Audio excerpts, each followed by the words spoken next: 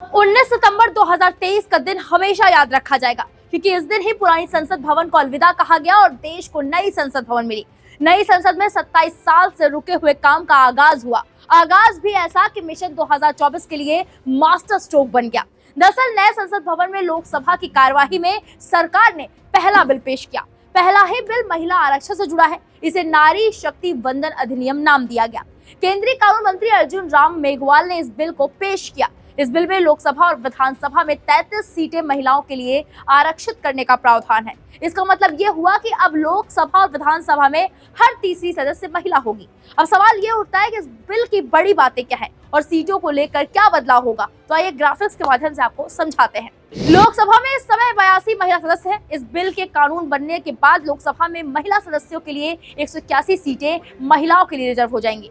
इस बिल में संविधान के अनुच्छेद 247A के तहत राजधानी दिल्ली की विधानसभा में भी महिलाओं को 33% आरक्षण दिया गया है। यानी अब दिल्ली विधानसभा की 70 में से 23 सीटें महिलाओं के लिए रहेंगी। सिर्फ लोकसभा और दिल्ली विधानसभा ही नहीं, बल्कि बाकी राज्यों की विधानसभाओं में भी 33% आरक्षण मिलेगा।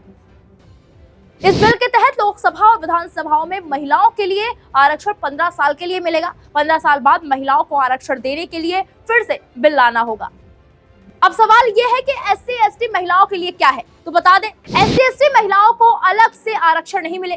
SC/ST में महिलाओं को अलग से आरक्षण नहीं मिलेगा। आरक्षण की ये व्यवस्था आरक्षण के भीतर ही की गई है। यानी लोकसभा और विधानसभाओं में जितनी सीटें SC/ST वर्ग के लिए आरक्षित हैं, उन्हीं में से 33 सीटें महिलाओं के लिए होंगी। लोकसभा में OBC वर्ग के लिए आरक्षण की व्यवस्था नहीं है। SC/ST की आरक्षित सीटों को हटा देने के बाद लोकसभा में 412 सीटें बचती हैं। इन सीटों पर ही सामान्य के साथ साथ OBC के उम्मीदवार भी लड़ते हैं। इस हिसाब से 137 सीटें सामान्य और OBC वर्ग की महिलाओं के लिए होंगी। इसे ऐसे समझिए कि इस समय लोकसभा में 84 सीटें SC और 47 सीटें ST के लिए आरक्षित है।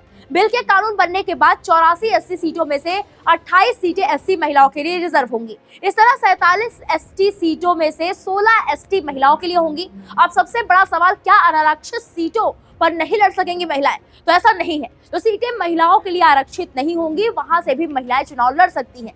इस बिल को इसलिए लाया गया है ताकि लोकसभा और विधानसभा में महिलाओं की भागीदारी बढ़ सके। बिल के कानून बनने के बाद लोकसभा में 181 सदस्य महिलाएं होंगी।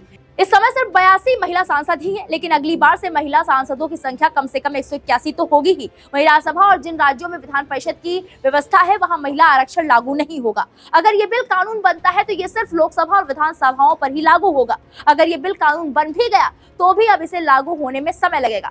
बताया जा रहा है कि परिसीमन के बाद ये कानून लागू होगा। 2026 के बाद देश में लोकसभा सीटों का परिसीमन होना है। इस परिसीमन के बाद ही महिला आरक्षण लागू होगा।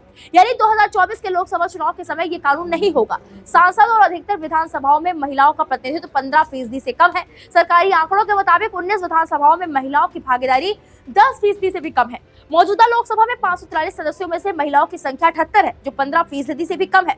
राज्यसभा में महिलाओं का प्रतिनिधित्व लगभग 14% है। कई विधानसभाओं में महिलाओं की भागीदारी 10% से भी कम है। जिन विधानसभाओं में महिलाओं का प्रतिनिधित्व 10% से अधिक है। फिलहाल इस पूरे मामले पर आपकी जो भी राय है, कमेंट बॉक्स में जाकर जरूर बताएं। VK न्यूज, राष्ट्र के नाम।